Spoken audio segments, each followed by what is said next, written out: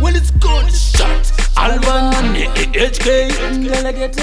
Alright now, money have to come there. Right I know it's a big thing one day. Wandakatanga shemangoma ndaifunga success it easy no. Well, it's a long journey.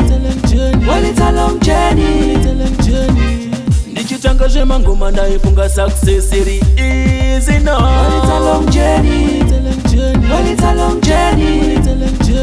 Mangoma akatangira kutola keta Dina Provoman tizi di trendsetter Chakaita ndigone mangoma yo Ishungu plus wanu wakandi motivator Ndichiona zaitika Step by step ndichinecha style yanga Ndichiona zaitika Step by step mafans atisimbisa Pandakatanga shemangoma ndaifunga success it easy no. Well, it's a long journey. Well, it's a long journey. Ndichitanga shemangoma ndaifunga success it easy no. Well, it's a long journey. Well, it's a long journey.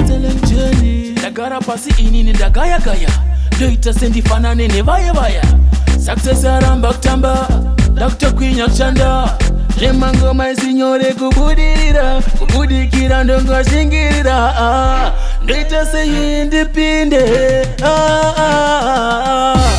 Vandakatanga zvemangoma ndaifunga success it easy no. Well, it's a long journey. Well, it's a long journey. Ndichitanga zvemangoma ndaifunga success it easy no. Well, it's a long journey. Well, it's a long journey. Mangoma akatangira kutola keta Dina Provoman tizi di trendsetter Chakaita ndigone mangoma yo Ishungu plus wanu wakandi motivator Ndichiona zaitika Step by step ndichinecha style yanga Ndichiona zaitika Step by step mafans atisimbisa Pandakatanga zvemangoma ndaifunga success it easy no. Well, it's a long journey. Well, it's a long journey. Ndichitanga zvemangoma ndaifunga success it easy no. Well, it's a long journey. Well, it's a long journey.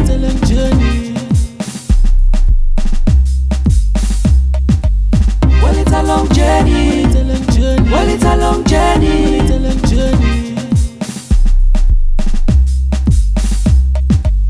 Well, it's a long journey. Well, it's a long journey.